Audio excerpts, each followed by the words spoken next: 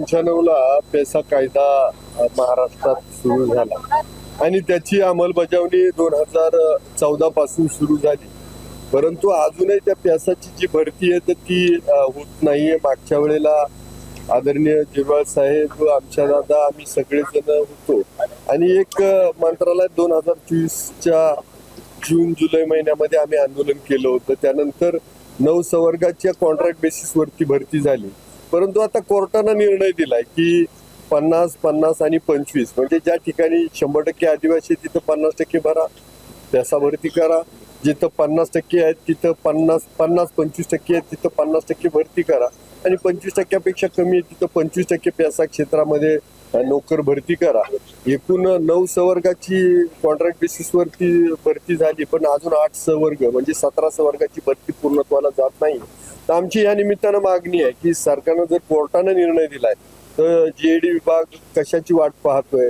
मुख्यमंत्री महोदयांनी लवकर आदेश देऊन त्या 17 संवर्ग पदाच्या भरतीला मान्यता द्यावी, भरती करावी आणि त्या सर्वांना कायम करावं. आणि जे आधीचे 9 संवर्गाचे भरले गेले कॉन्ट्रॅक्ट बेसिसवरती, तर आता त्यांचा 1 दिवसाचा खंड धरायचा नाही असं मुख्यमंत्री महोदयांनी शब्द दिला होता. आता तो खंड धरू नये आणि त्यांची जी गेल्या वर्षी आपण त्यांना कॉन्ट्रॅक्ट बेसिसवर केलं तर त्यांना कायम करून घ्यावं ही आमची मागणी आहे. यासाठी अधिसंख्य पदाच्या भरतीसाठी आमच्या दादा पाडवी यांनी त्यांचा प्रश्नोत्तराच्या तासाला प्रश्न उपस्थित केला होता. त्याला उत्तरही आलं. अधिसंख्य पदाची त्यांनी 12,500 भरती व्हायची, तर ती पण भरती मार्गी लवकरात लवकर लागेल.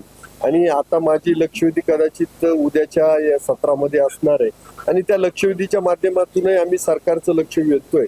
पण आता तुम्हाला माहित असेल की अधिवेशनाचे दिवस कमी आहेत आणि किती लक्षवेधी लागतील किती लागणार नाही हे सांगता येत नाही.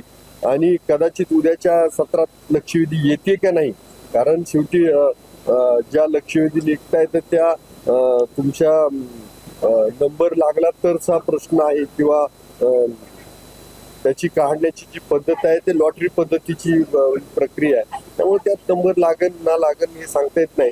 आणि म्हणून आज आम्ही सरकारचं लक्ष वेधतोय की या प्रश्नाला तुम्ही लवकरात लवकर वाचा आम्ही फोडतोय तर तुम्ही त्याच्याकडे न्याय द्यावा आणि लवकरात लवकर हा प्रश्न मार्गी लागावा. यासाठी आम्ही सगळे आमदार मुख्य सचिवांना भेटलोय, मुख्यमंत्री महोदयांना पण भेटलोय.